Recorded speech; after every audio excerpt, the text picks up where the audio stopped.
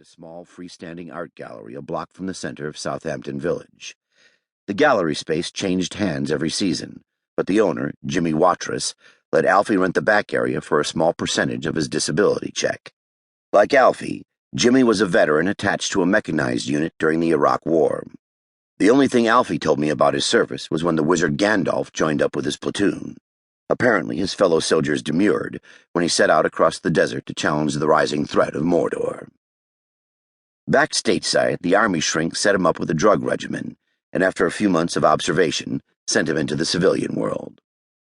The first thing Alfie did was buy an old Fiat S1955 Ducati motorcycle, which he drove into a bridge abutment trying to avoid a volcano that had suddenly erupted on the New Jersey Turnpike. The VA put most of him back together, but there was no saving the bottom half of his spinal cord. Alfie wore his DCU, short for Desert Camouflage uniform, every day, though he'd never let people draw him into a conversation about the war. I don't know how he ended up living in Southampton. I never asked, and even if I had, he probably wouldn't have remembered.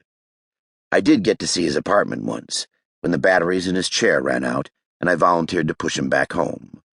The room was spare and immaculately clean, his uniforms and modest belongings neatly stored in portable, olive-drab metal closets. Paul Hodges, who lived aboard an old 48-foot Gulfstream motor sailor in the Hawk Pond Marina, emerged from a cluster of men watching the crane. I waved him over. In his late 60s, Hodges' arms were still strung with ropey muscles, the legacy of long years in commercial fishing and construction and slinging questionable sustenance at his restaurant in Sag Harbor. Never an attractive man, age had been unkind to his gray puffs of curly hair and his face, which you might mistake for a less attractive version of Ernest Borgnine's. "That poor son of a bitch sure didn't catch his share of luck," he said. Despite myself, my eyes were drawn to where Alfie sat in his DCUs, slumped over in his chair, his long brown hair stuck in sodden, forlorn strands across his face.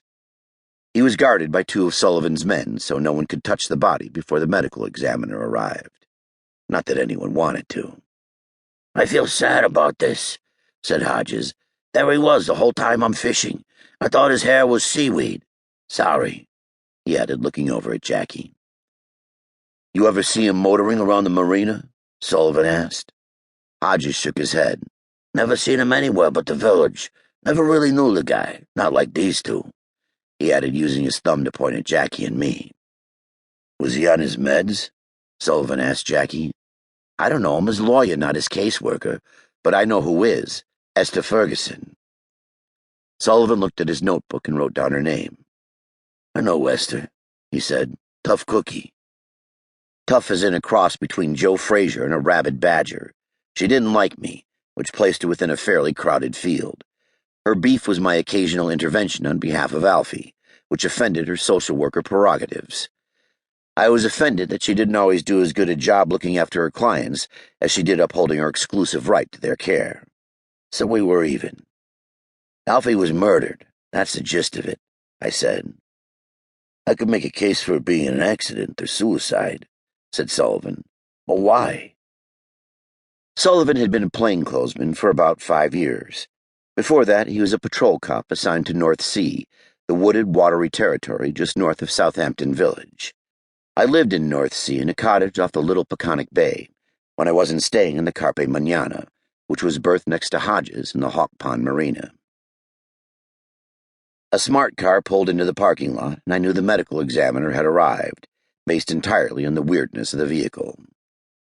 Carlo Vendetti was a cheerful scarecrow of a guy with long, slippery black hair stuck out of his baseball cap, disguising the fact that the rest of his head was as bald as a baby's ass.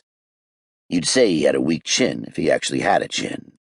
With a beak-like nose and black-rimmed glasses, Carlo was a right geek if ever there was one. That was okay with me. I got along fine with geeks. "Sam the man," he said, as he approached our little group. "Detective," he said to Sullivan. "And the most stunning defense attorney in the eastern United States," he said to Jackie, taking her hand by the fingers and giving her knuckles a light kiss, much to her dismay. "Hi, Carlo," she said, gently extracting her hand. I didn't disagree with Carlo and Jackie's looks. I just never thought of her in that way. Too much of a town.